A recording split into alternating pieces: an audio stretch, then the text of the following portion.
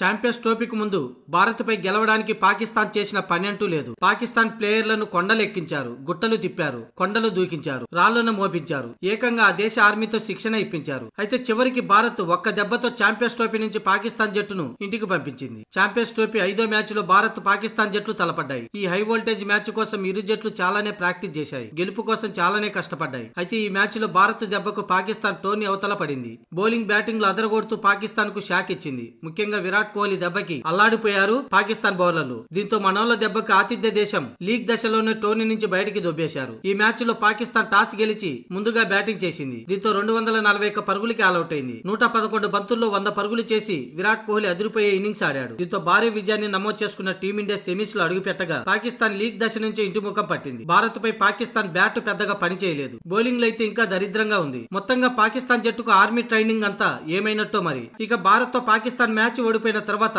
Army school of physical training camp లో పాకిస్తాన్ ఆటగాళ్లు శిక్షణ పొందుతున్న వీడియోలు వైరల్ గా మారాయి. ప్లేయర్లకు క్రికెట్ కోచ్లతో ట్రైనింగ్ ఇవ్వాలి కానీ ఇలా ఆర్మీతో ట్రైనింగ్ ఇస్తే ఇలానే ఉంటుందంటూ పాకిస్తాన్ ఓటమిపై ట్రోల్స్ మొదలయ్యాయి. స్వయంగా ఆ దేశ నెటిజన్లు సైతం పాకిస్తాన్ జట్టును ఏకిపారేస్తున్నారు. ఇక ఛాంపియన్స్ ట్రోఫీలో 27వ తేదీన నామమాత్రమైన మ్యాచ్ లో బంగ్లాదేశ్ తో పాకిస్తాన్ తలపడనుంది. ఈ మ్యాచ్ లో ఎవరు గెలిచినా కూడా ఉపయోగం ఉండదు. ఇప్పటికే గ్రూప్ ఏ లో భారత్, న్యూజిలాండ్ సెమీస్ కు చేరుకున్నాయి.